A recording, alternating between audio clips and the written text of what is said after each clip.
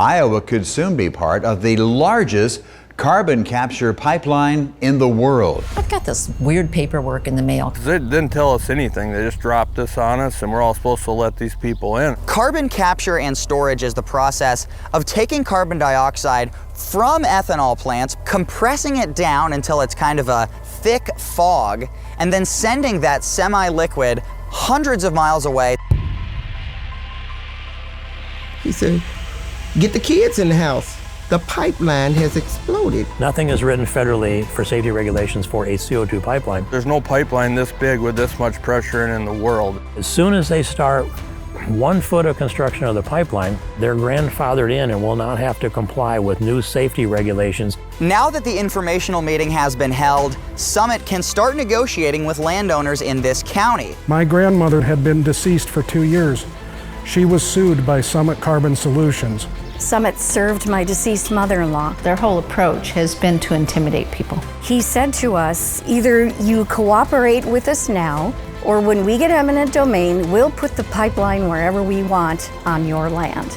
Our hope is to come in, install the pipeline, restore the land, and give it back to the landowners for 100% use. This pipeline is going to take food out of existence. They have complete 100% control. They are allowing that easement to be put on that business's balance sheet. If you so simply want to place a fence post on top of it, you have to get their prior consent and approval. And become part of their actual financial power to borrow against. The company says it will try to accommodate requests on where and how deep to put the pipeline. Dan Lederman with Summit came up to me and he said, "I'm going to tell you one thing, Suzanne. If you plan on putting the depth deeper than 4 feet, we will sue you, we will sue the rest of the commission, and we will sue your county." We asked them to abide by our ordinance. No. They've been rude, they've been pushy, they've lied to us. 46,000 new projects have been announced all across your communities. The bulldozers lined up to bulldoze through the best farmland in the world and destroy the property rights in the process. I said, "Sir, will you rule out the use of eminent domain, yes or no?" And then he said, "No, we can't."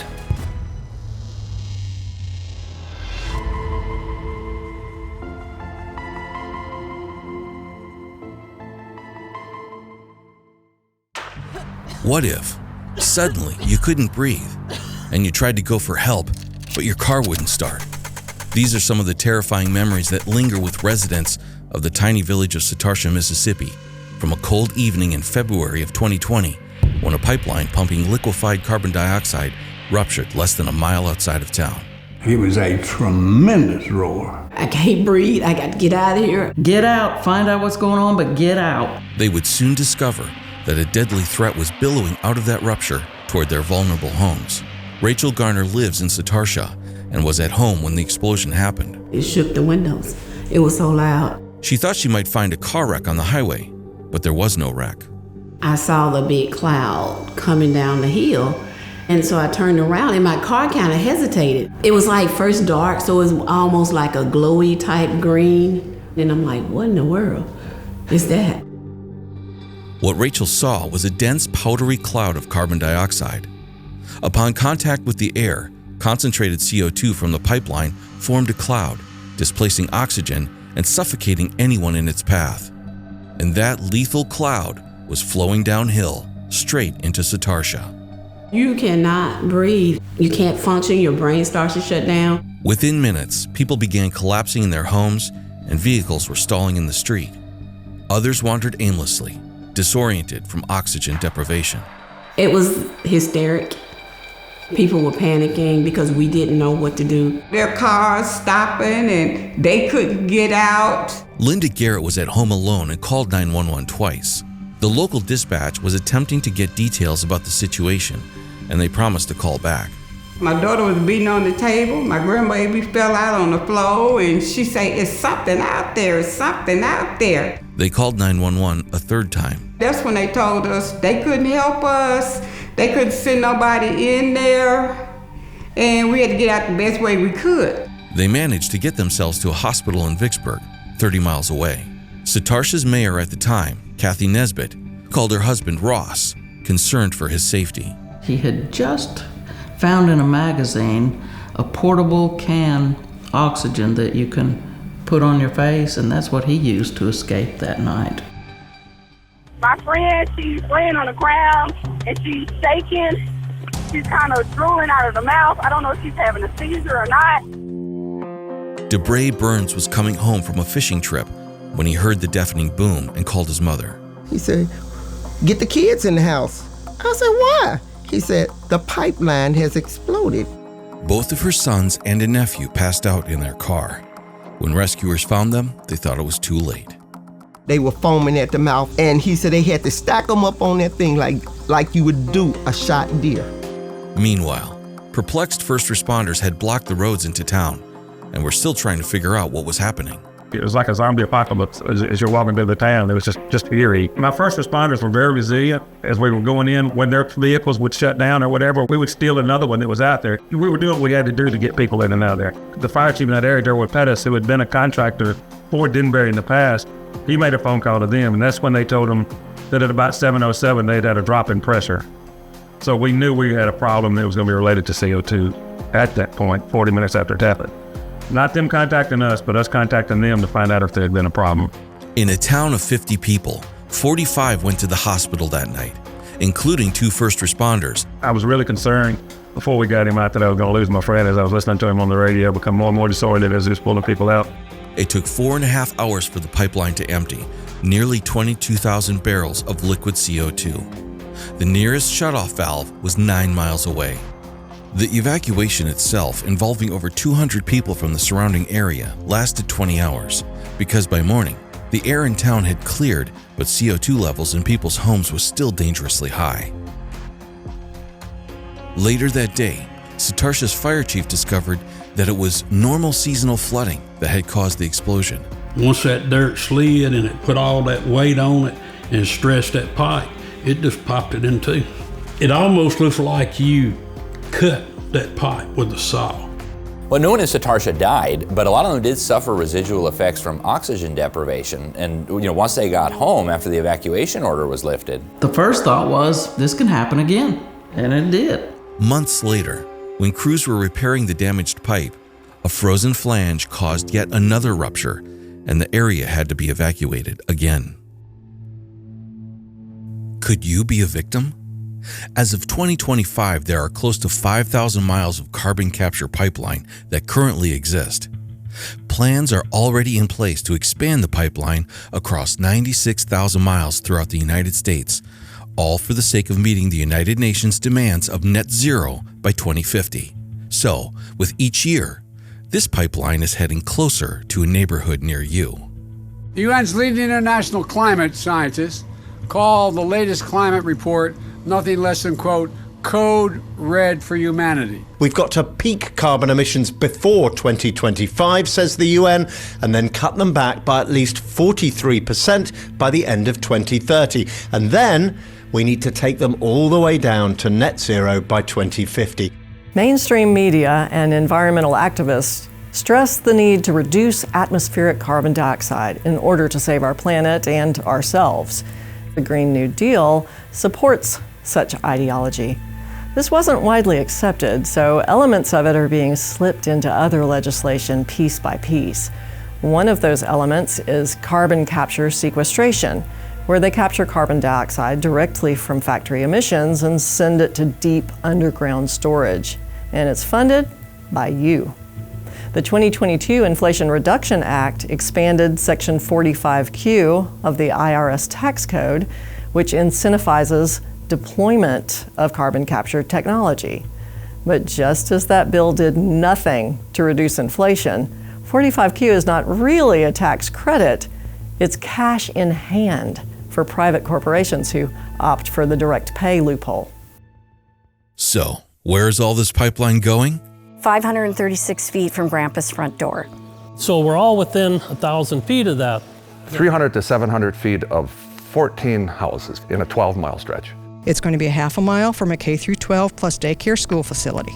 It's going to be a quarter of a mile away from the northernmost residences in the town. It's almost like they drew a line from town to town to see how close they could get to them. So as I stated, the pipeline will be less than a half a mile from my house. I've spent 35 years in the military. I just recently retired. I've spent 3 years at Aberdeen Proving Ground where explosives are so CBRNE, it's chem, bionuclear, radiological, and explosives. And I'm about to go back into that program in July. We are looking at all kinds of things for weapons, including using CO2. So it's considered a weapon of mass destruction in the category at the Pentagon.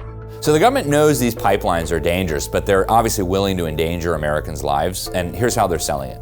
By capturing and storing carbon dioxide from polluting sources, we can make real progress in tackling the climate crisis and in moving toward a clean energy future. And that is where carbon capture and storage, or CCS, comes into play.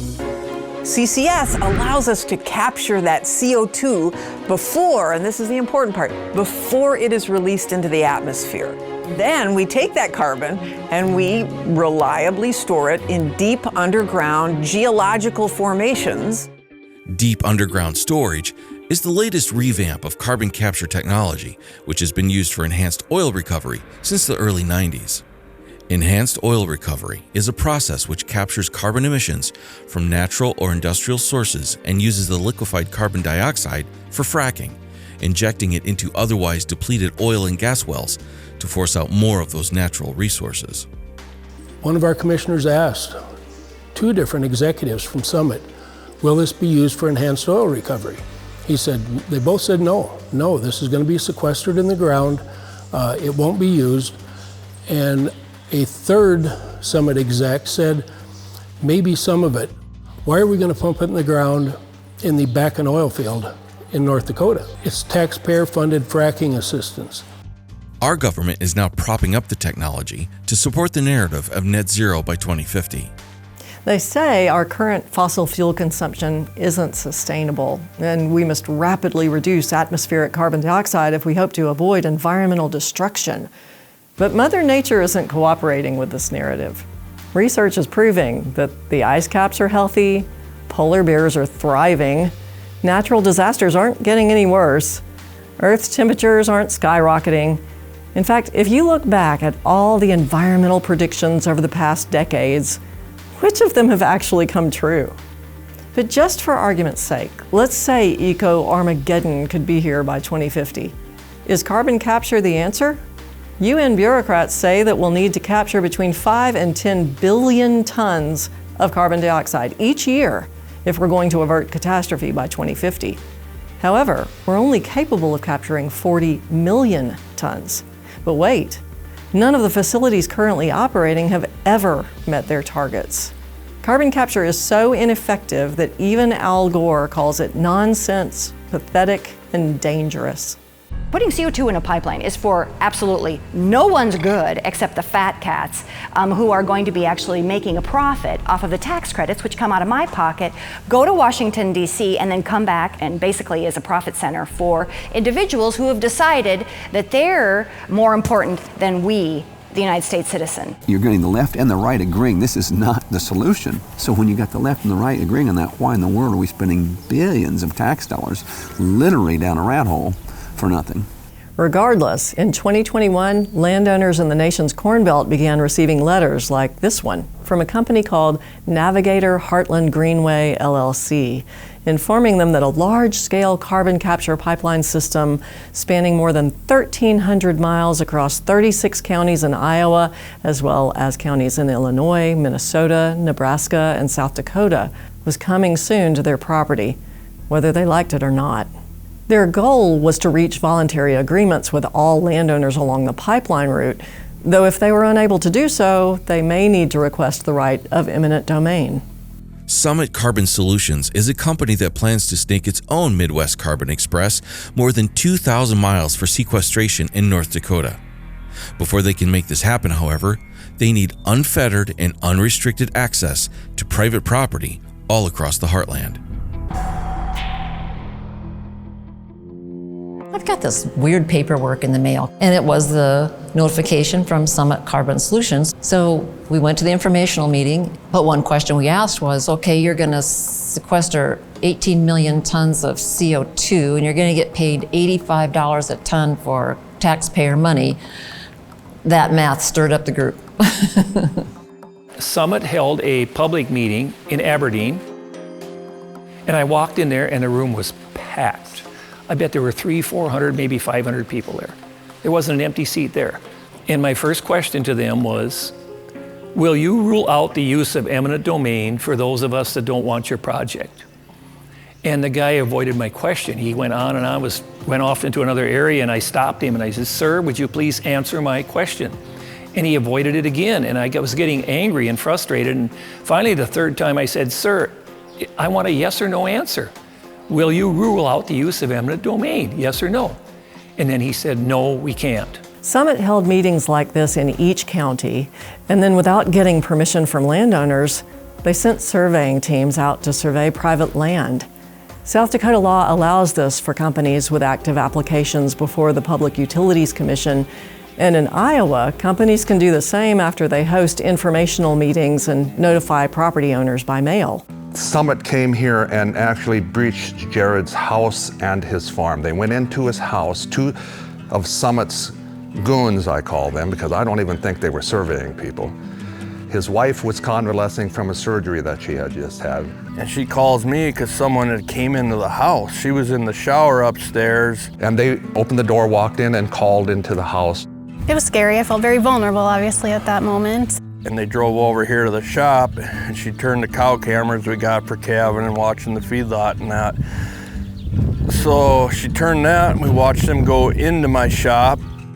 Well, she went up to the field then when they went up there, and she called me. And when I picked up, I heard them say, there's Summit here to survey. My words were, if it's Summit there to survey, the sheriff should be involved. We'll have to deal with this later, I gotta go. On my way home, she calls me up and tells me the detective just left here. I said, oh, the detective, huh? I said, what's that about then? They said, well, they went in and said that you threatened to kill him. I said, are you kidding me? What Summit did is they had their land agents give affidavits as truth, submit them, and say that Jared threatened to kill them, or I'm going to kill the first person I see. Now, this is pretty defamatory stuff, right? I mean, this is bad news, and they're putting it in the court of law. Well, shouldn't we be able to defend ourselves? You would think. We get ready, courtroom's full, have all the evidence ready to go, and the judge says, I'm not going to let you put any of your evidence on. And it's just like, what is happening here? I mean, just bizarre. The judge told us then that Summit is going to get this survey, and if any of you, he was addressing us sitting out there in the audience. He was addressing us. Any of you out there gets in Summit's way, I will throw you in jail. And the judge says, I'm not here to clear up Mr. Bosley's name. If he wants to do that, he can do it on social media. That was right from the judge. But he would not hear the evidence of the real crime, which was breaking and entering, trespassing, and filing false affidavits that he threatened to kill them. Summit has never been held accountable for that very serious false accusation. So 3 weeks later, they come back out to do their surveying. They show up with a semi, a drill rig, probably 7 to 10 pickups, a couple deputy sheriffs, and they just unloaded on the road here and went right through my entire operation. Went up into my crop and drilled. They drilled down 90 feet deep. And I couldn't do nothing because I had a court-ordered restraining order to stay 100 yards, 300 feet away from them. So I more or less was locked down here at the shop and just watching this thing parade through my entire operation. And there were at least a half a dozen Summit cars, shaded windows, sitting on the hills around here watching us. And Summit has been very aggressive. Their whole approach has been to intimidate people. They prey on the widows, they prey on the widowers, they go to the nursing homes, and they basically lie to these people or coerce them, and then they go to the younger people that are just starting out and need money, and that's who they prey on. My grandfather that lived in the nursing home, he was 89 years old, and the company kept trying to get in there to force him to sign an easement. We had to keep moving him around in different rooms and stay one step ahead of him because he didn't have the mental capacity to understand what was going on. Counties are supposed to be able to protect their citizens from such encroachment, but commissioners faced similar bullying and intimidation tactics. Summit surprised many counties with their plans. The company even sued some for enacting ordinances which establish standards, such as how deep pipelines must be buried or how far away they must be placed from properties like schools, hospitals, and homes. Dan Lederman with Summit came up to me and he said, I'm going to tell you one thing, Suzanne, if you plan on putting the depth deeper than 4 feet, we will sue you, we will sue the rest of the commission, and we will sue your county. In my 12 years of being supervisor, anytime a big business, especially an outside one that's not in our county, they'll meet with us months, if not years, before they would ever sign on a dotted line. I made sure I was one of the first people in line to ask the question, how come we were not notified? Do we have a say in this? Are you looking at our ordinances? Is this final where the lines are gonna go? And you know what the reaction I got? A shrug of the shoulders and a smile. Our Board of Supervisors in the Montgomery counties, the Coward County, won't pass an ordinance. But here's the primary reason why they're at least claiming that, because Summit will sue us. We had 3 public hearings.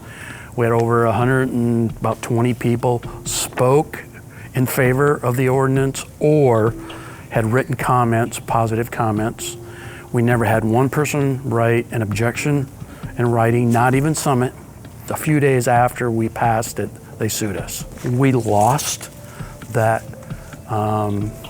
judgment in federal court, and the judge put a permanent injunction from us enforcing that. They've even come and tried to intimidate us at the State House. Intimidation is just one of Summit's tactics. Bruce Rastetter, the owner of Summit, is promoting his pipeline in every way he can.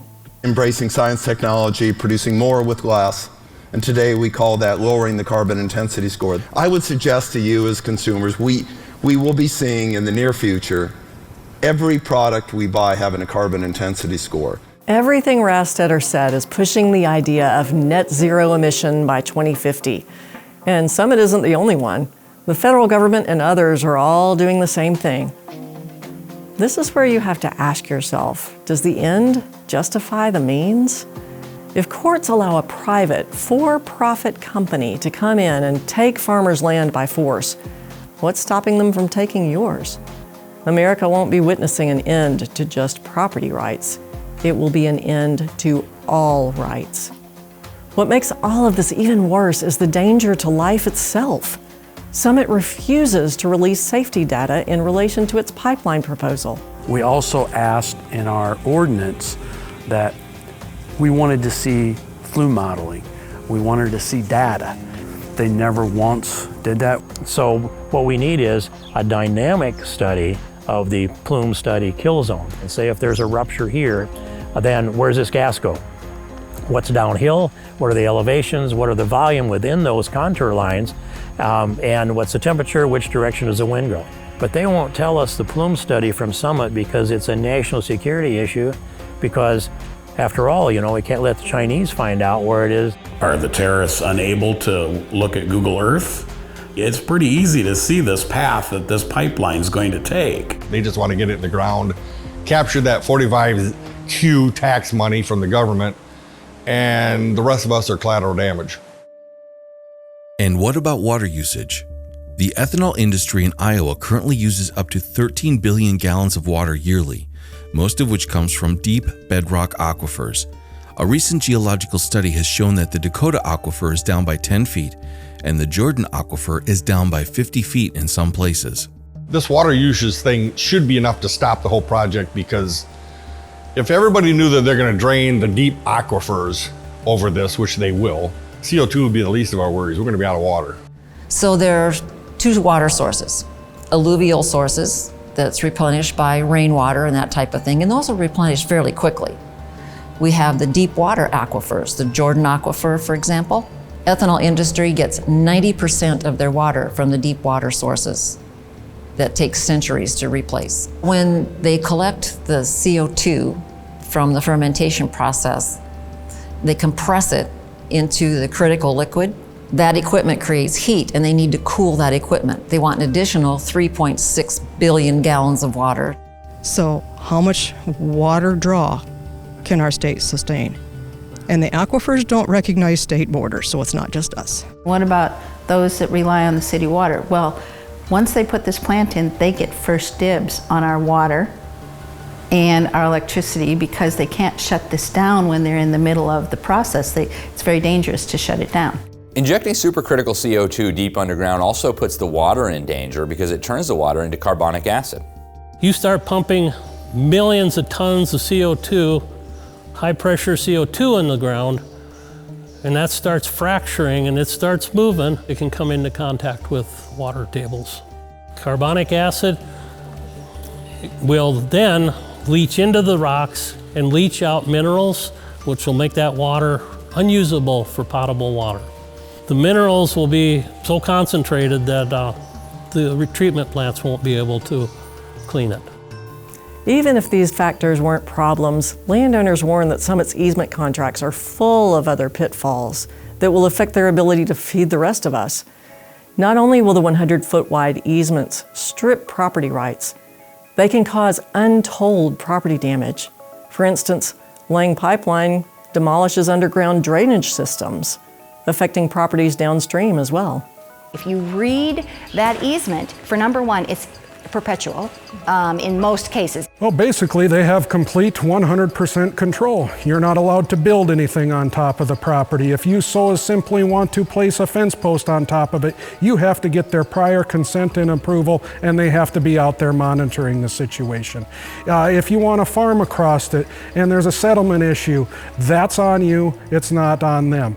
So if you're driving a heavy grain cart over that pipeline and the pipeline ruptures, or if it's wet and a tractor sinks into that easement and sinks onto the pipeline and breaks it, they're going to say that you caused the damage to the pipeline, that you caused the loss of life, that you caused the killing of the livestock.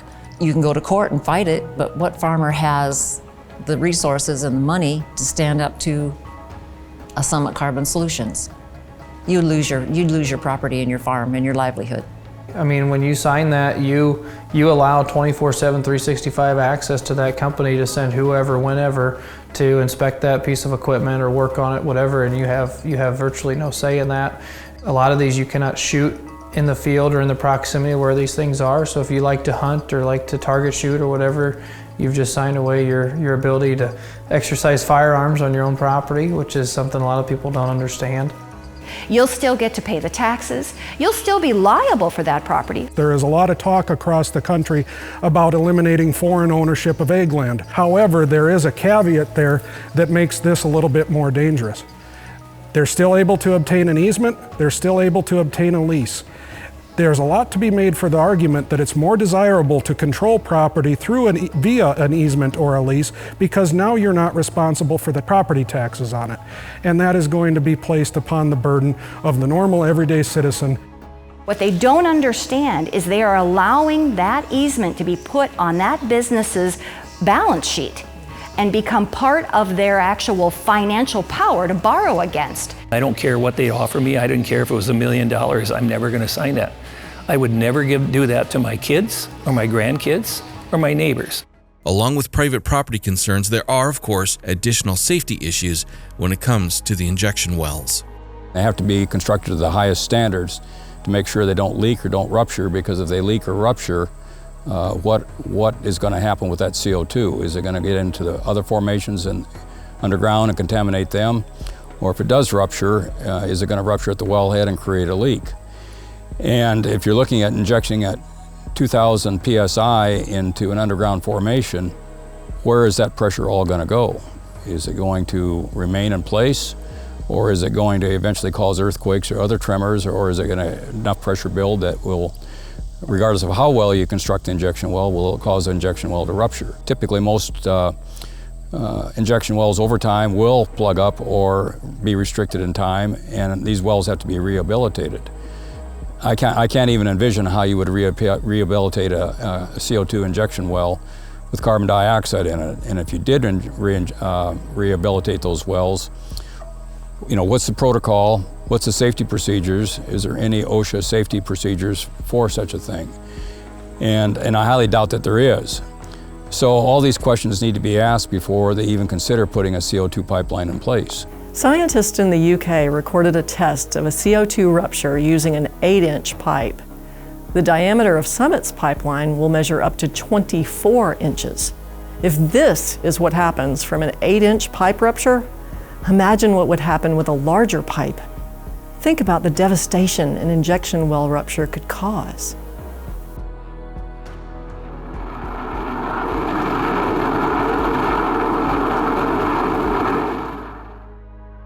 If states choose to let Summit invoke eminent domain, it raises huge questions on property rights for landowners. How can this happen?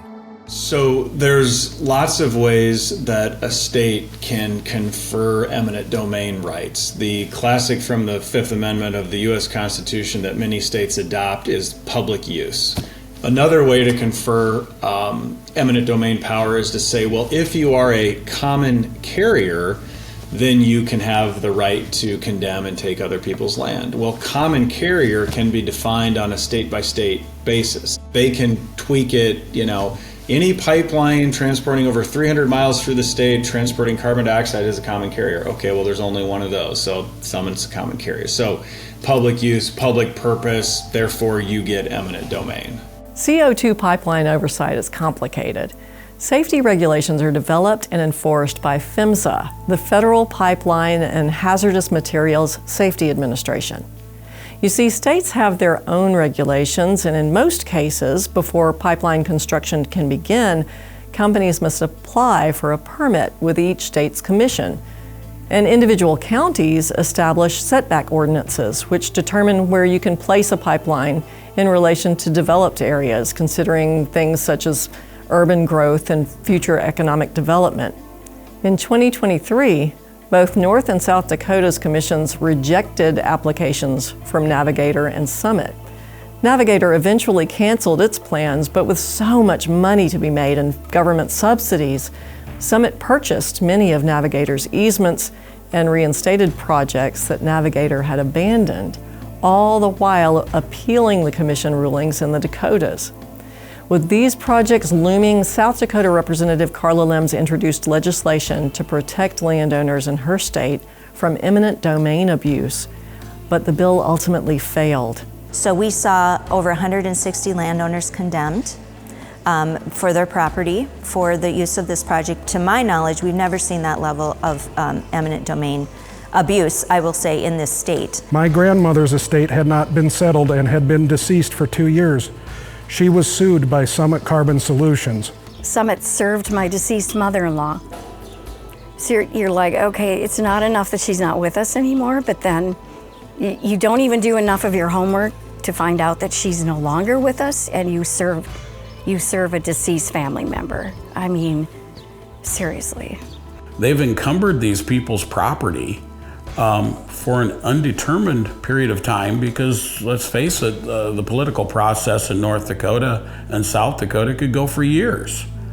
So this is essentially violating these people's Fifth Amendment rights by encumbering their property, and they haven't paid them a dime. Unfortunately, South Dakota isn't the only state dealing with these issues. The Iowa Utilities Commission did rule that they would allow eminent domain to be used. They completely ignored our expert witnesses about the dangers, about the damage to property, about any of the considerations. There were all kinds of things associated with that IUB hearing that were terrible, totally atypical of hearings in the past. To see how those people treated citizens of the state of Iowa was despicable. The Iowa Utilities Commission also ignored county commission requests. We asked them to abide by our ordinance. No. And if we don't protect our economic development areas in any county, 5, 10, 20 years from now, that's our tax base, that's our growth. Summit also got around troublesome landowners by literally going around them. So they moved it about 60 feet across the fence line from our property, which really doesn't make any change in the project for us whatsoever. Now that the pipeline is not on my property, the IUC said, you will not be allowed to testify. So my voice has not been heard at the hearing on the record. It puts my farm, my animals, my pond in jeopardy, my home, my grandchildren, possibly. I have no say. In October, I was to have heart surgery. In the meantime, the IUB is taking testimony from people that the pipeline is going to affect. So I asked a friend of ours to speak for me. I made the arrangements with the IUB, called them, signed the paper, did everything that I needed to do, because they said, Carol, you don't have to do it. You can have someone else speak for you if you like. I told him when it was, what time he had to be there and everything, and he went to the IUB hearing. They called my name and he was going to speak for me, and they said, you can't speak for her. Summit plans to sequester the captured carbon dioxide in deep underground pore spaces in a 210 square mile location in North Dakota they call the Amalgamation Area. Much of this is also private land. Imagine this life-threatening pressurized substance sitting right under your house or an injection well capped off in your backyard. But if 60% of landowners sign this contract, state law compels the other 40% to follow suit. More than 60% have already signed contracts with Summit, leaving ranchers like Kurt Swinson fighting for their land. In 2023, Kurt and the Northwest Landowners Association filed a lawsuit against the state of North Dakota, asking a court to strike down certain laws as unconstitutional takings of private property rights. In August of 2024, a district judge dismissed the case, saying the prosecution exceeded a statute of limitations on challenging the 60/40 law. As of November 2024, the North Dakota Public Service Commission unanimously approved Summit's application, and in December, the state's Industrial Commission approved the amalgamation plan. It's really an alarming land grab because the state of North Dakota is taking over ownership of the surface area of the land, as well as the pore space and the substance being injected without compensation. When South Dakota's Republican Governor Kristi Noem signed SB 201 in 2023, it created a law that would strip away rights from landowners. In response to SB 201, the residents of South Dakota mobilized, petitioning the state to put the measure on the ballot so voters could decide for themselves. That measure was RL 21. If voted down, it would oppose the law of SB 201, making it null and void. We have grassroots citizens that within 90 days were able to get 30,000 signatures. They're so committed to this cause that they were literally using canoes and boats to get those petitions to high ground during the flooding because the deadline was coming. Despite a massive lobbying effort by Summit Carbon Solutions financial partners, South Dakota rejected Referred Law 21 by a 60-40 margin in the November 2024 election. The victory is especially impressive considering the financial and political muscle behind Summit throughout Iowa and across the Midwest. Years ago, Politico dubbed Summit's co-founder, Bruce Rastetter, the Kingmaker, and for good reason. With that kind of control that Bruce Rastetter had over the relevant legislative top leadership, he could kill any bill that threatened his agenda. It's not only his money, but it's the influence. And it's the cutthroat approach that he brings to things. Legislators are afraid of him, and others are influenced by the money and by the good old boy network, the being part of the club. They say they want to be on the winning side. Any legislation that would have had a chance to save our constitutional rights have all been killed in the Iowa Senate. Summit Carbon Solutions also has an interesting list of investors, from funds that specialize in climate change initiatives to fuel companies that own wells in the Bakken Shale of North Dakota, or sustainable aviation fuel plants where Summit plans to convert ethanol into green jet fuel. Now look at all the markets he has. He's got a floor price, $85 from the government guarantee. He can sell credits any place he wants to. He can sell the CO2 off for fracking, and we fund it. During public hearings, Summit executives have confirmed that the company has hundreds of investors, but most are unidentified. When pressed for details, Here's a typical reply. If the commissioners want more detail about who the investors are in Summit, I'm sure they'll ask, and then Summit will have to consider whether or not to provide that information. We were told on the House floor that there are 50 years of projects just like this coming in. Meanwhile, we're having millions of acres of farmland being gobbled up for conservation programs, Biden's Green New Deal, the 30 by 30 agenda, all to produce nothing but to control the food. This is much bigger than just carbon pipelines. This is part of a global agenda that involves the eradication of small and independent farms, the undermining of private property rights, technocratic control of governance, the regionalization of government, the undermining of individual liberty, the centralization of the food supply. There's so much wrong with this. The words planners use are sustainable development, and they spell out their goals in a document called Agenda 2030, an update of Agenda 21, which was introduced in 1992. It has 17 goals that call for government control, not just of agriculture and food, but of every facet of life, from education to healthcare, from land and water use to energy supplies. They even admit they intend to control what, when, and how you buy and sell things. In the U.S., it's known as the Green New Deal. So the Green New Deal and the green movement, broadly speaking, are directly connected to this UN 2030 agenda, this whole UN plan for the world. It really has nothing to do with saving the environment or the climate. There's nothing green about it. Think of it like a watermelon, right? It's an old cliche.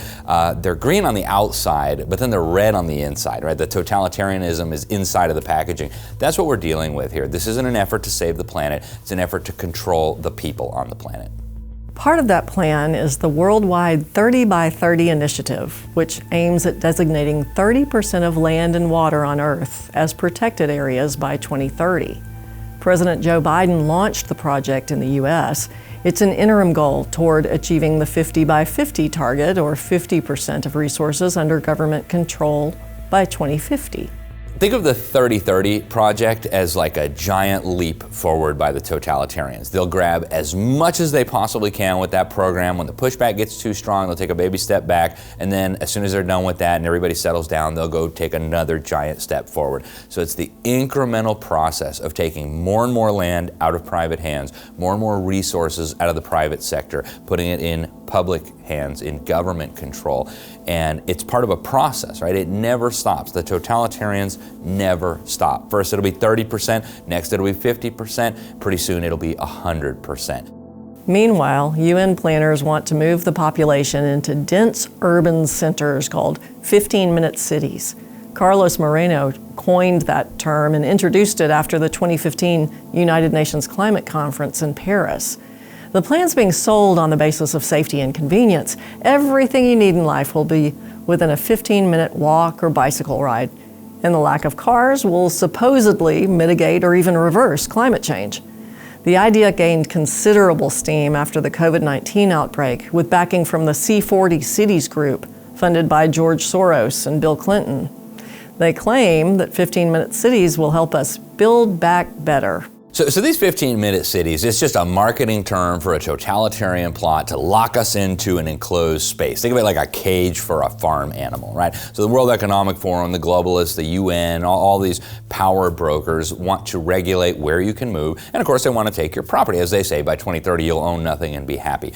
That's what we're really dealing with here. We're dealing with an effort to reinstitute global feudalism, where you own nothing, you do what you're told, whatever you produce, your overlords have first dibs.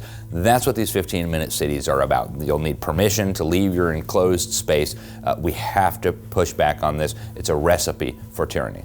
Every city, village, and town in America already have these plans in place.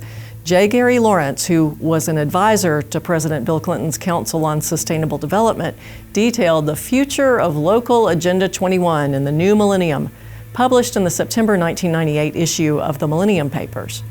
But, he warned, the name Local Agenda 21 in the United States would only bring out many of the conspiracy-fixated groups. His solution? We call our processes something else, such as comprehensive planning, growth management, or smart growth. So when we talk about the real objective behind the CO2 pipelines and the broader war on CO2, I think it's multifaceted. We see this with totalitarian programs all the time. It's not that there's one single objective. I think there's multiple objectives that we're dealing with here. First of all, the war on CO2, I think, is calculated to harm humanity and harm the planet. CO2 is, of course, plant food. So if we're already low on CO2 and we're going to be sucking it out of the atmosphere and putting it underground, what is that going to do to plant life? What is that going to do to life on this planet? When we talk about the pipeline specifically, we're talking here about a giant full frontal assault on private property rights. And not just any property. We're talking here about some of the most productive agricultural land in the world. What is that going to do to food production? What is that going to do to the broader concept of private land ownership, which the UN has been very open about desiring to destroy, going back at least 50 years in their official documents.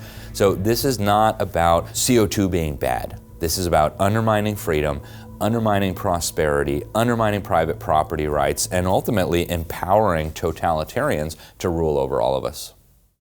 I just would warn people that this is not the end of this agenda. It's the beginning. If we let this happen, they're going to be charging a tax on your campfire, on your gas stove, on your horse, your goat, your cows, your chickens, if you have an older tractor or an internal combustion engine on your vehicle, or if you have, they're going to charge per square foot on your house. I do not believe that they will stop with carbon pipelines if eminent domain is granted for this.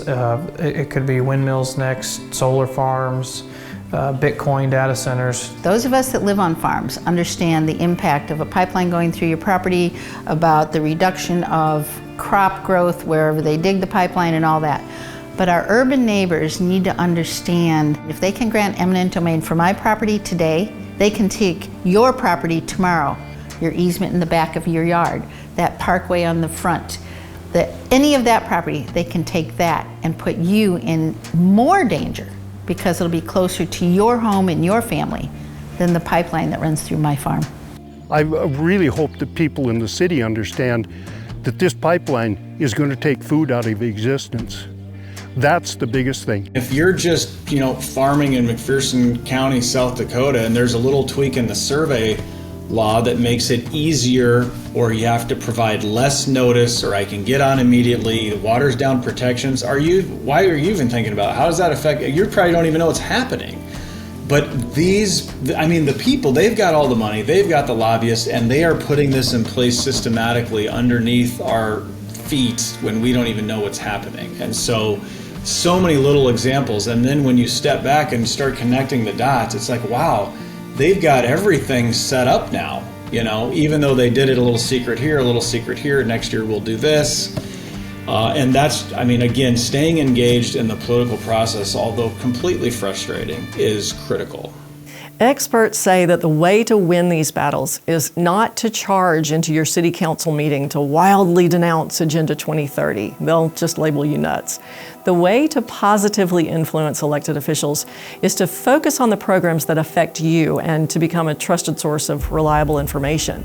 Shelby County, Iowa Commissioner Steve Kinkle composed a how-to list for counties to prepare themselves now for the inevitable.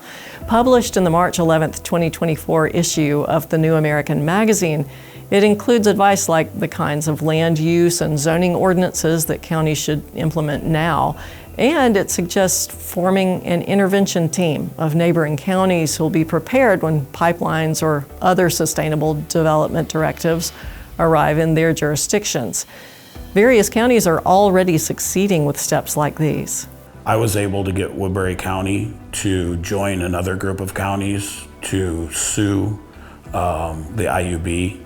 And our counties are actually making the case that the IUB does not have final say in this, and that the counties do have a say in this. So we brought Sheriff Mack in, and we followed up with Chris Ann Hall. So we had those two come in and speak. Started forming a small group to try to get people on board with the county sheriff. They're the most powerful law enforcement person in the country because they don't answer to anybody else. We have attacked this as many ways as we can. First thing we did is we sent a resolution to get on the docket with the Utilities Board. This is not an eminent domain project. This is not for the public good. We wanted to be on record as stating such. We then passed a resolution about a month later regarding green energy in Woodbury County and say we are not going to be open for companies that are going to come in and swindle our residents, hurt our land, leave it in a worse way than when they found it. We're not going to stand for eminent domain and the taking of people's land for these types of projects.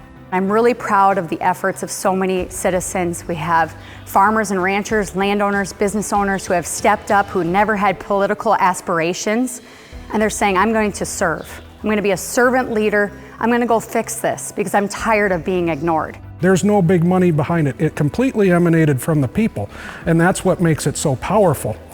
And that obviously influenced our elections, because we had an unprecedented amount of incumbents that were overturned. I've spent 69 years of my life avoiding politics. I got into politics this summer, or this spring. I was a precinct committee man, and I went out to the Republican convention because we wanted to try to get a resolution through and stuff, and it was all stacked against us. Efforts like these have forced Summit to push back the estimated operation date of its pipeline. The pipeline family kind of started right then and it just keeps growing all the time. What they've done is united us. You know, I tell people, I don't want to give them too much credit, but I've met a lot of wonderful people all over the state that I would have never had the opportunity to meet.